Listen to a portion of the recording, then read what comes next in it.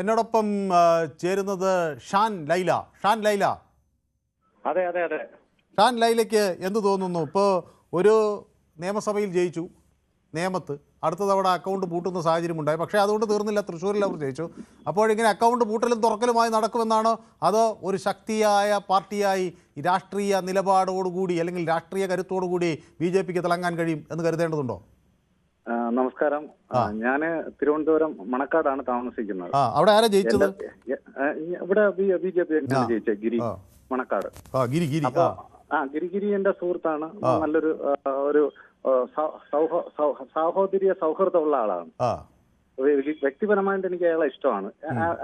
Actually ഞാനൊരു മുസ്ലിമാണ്. രാഷ്ട്രീയപരമായി വിയോജിപ്പുണ്ട് താനും, അങ്ങനെയാണോ? രാഷ്ട്രീയപരമായിട്ട് തീർച്ചയായിട്ടും വിയോജിപ്പുണ്ട്. പക്ഷെ വ്യക്തിപരമായിട്ട് അയാൾക്ക് ഒരു ക്വാളിറ്റിയും പേഴ്സണാലിറ്റിയും ഉണ്ട്. അതിനെ ഞാൻ എപ്പോഴും വിലമതിക്കണം, അദ്ദേഹത്തിന്റെ സാഹോദര്യ ബന്ധത്തെ. കാരണം അദ്ദേഹം എന്റെ സഹോദരനാണ്.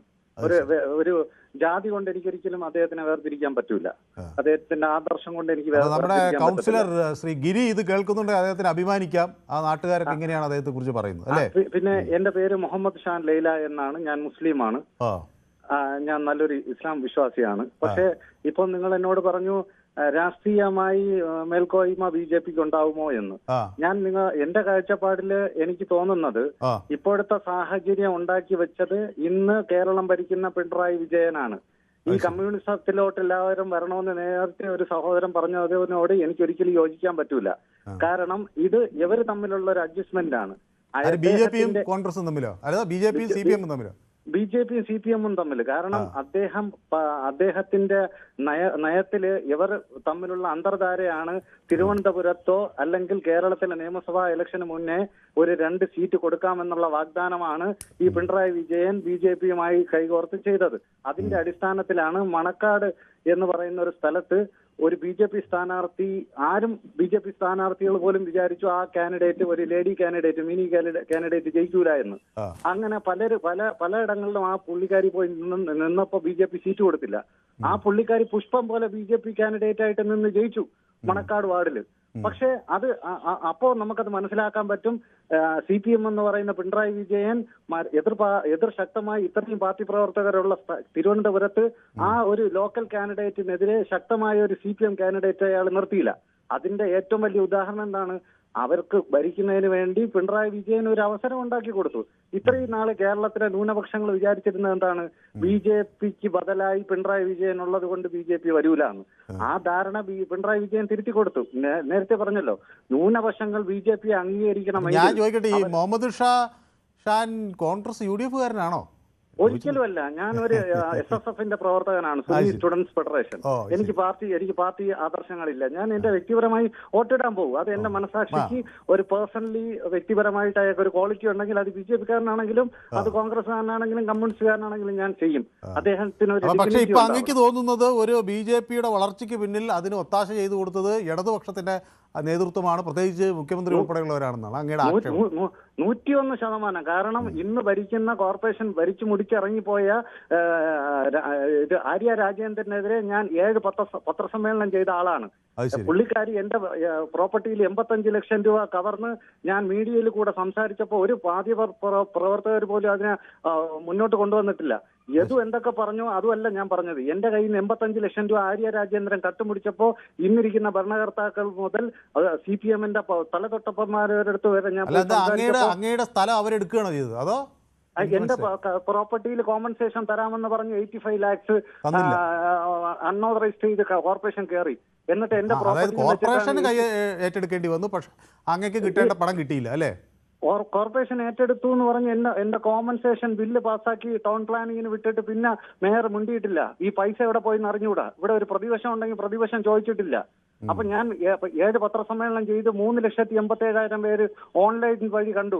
ഞാൻ എന്നിട്ട് മേയറെ വെല്ലുവിളിച്ചു ഒറ്റയ്ക്ക് ഈ ഗാന്ധി പാർക്കിലോ പുത്തരിക്കണ്ടത്തോ സംസാരിക്കാൻ അല്ലെങ്കിൽ രാജിവെക്കണമെന്ന് പറഞ്ഞു. ഒരൊറ്റ മീഡിയ ഇത് പറഞ്ഞിട്ടില്ല. കാരണം എന്താണ്? അവിടെ ഒരു പീഡനമില്ല. പീഡനം ഉണ്ടായിരുന്നെങ്കിൽ ഇന്ന് കാണുന്ന മാധ്യമ ചർച്ചകളെല്ലാം അതിന് ചർച്ച ചെയ്തേനെ. പക്ഷെ അങ്ങക്ക് 85 ലക്ഷം രൂപ പോയി, കയ്യിലുള്ള പ്രോപ്പർട്ടിയും പോയി. ഇല്ല, ഞാൻ നീതിന്യായ വ്യവസ്ഥയെ മാനിക്കുന്നു. അതുകൊണ്ട് ഞാൻ കോടതിയിൽ പോയി, കോടതിയിൽ കേസാക്കി. എന്നിട്ട് വിജിലൻസ് അന്വേഷണത്തിന് ചോദിച്ചപ്പോൾ ഈ 10 കൊല്ലം കൊണ്ട് പിണറായി വിജയൻ സർക്കാർ മേയറിനെതിരെ വിജിലൻസ് അന്വേഷണത്തിന് അനുമതി തന്നിട്ടില്ല.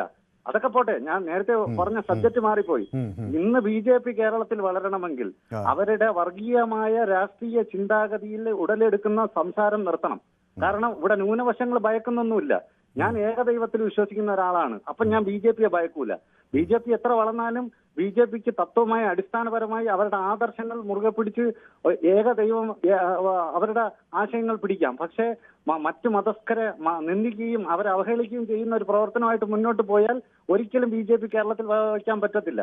എന്റെ കാഴ്ചപ്പാടനുസരിച്ച് ചിലപ്പോ ഈ പ്രാവശ്യം വരാൻ പോകുന്ന നിയമസഭാ ഇലക്ഷന് കോൺഗ്രസ് വരികയും എതിർപക്ഷം BJPയും വരും. കമ്മ്യൂണിസം അപ്രസക്തമാവും. 2ാം കൊല്ലം വരാൻ പോകുന്ന BJP അധികാരത്തിൽ വരും. കോൺഗ്രസും കമ്മ്യൂണിസവും അപ്രസക്തമാവുമ്പോൾ BJPയെ പോലെ വർഗീയ ചിന്താഗതി ചിന്തിക്കുന്ന ഒരു വർഗീയ പാർട്ടി 4ാം കക്ഷിയായി വരാൻ ചാൻസ് ഉണ്ട്. അപ്പോൾ വർഗീയവാദികൾ ലോകം ഭരിക്കുന്ന ഒരു കാലഘട്ടമാണ് വരാൻ പോകുന്നത്. ഇപ്പോ എന്നെ സംബന്ധിച്ച് ഒരു മുസ്ലിം ലീഗോ ഒരു STPയോ ഞാൻ പച്ചയ്ക്ക് പറയും, ഒരു മുസൽമാൻ ആയതുകൊണ്ട് അവരൊക്കെ വർഗീയവാദികളാണ്, വർഗീയമായി ചിന്തിക്കുന്നു, ന്യൂനപക്ഷങ്ങൾക്കൊന്നും ചെയ്യുന്നില്ല ഇവിടെ.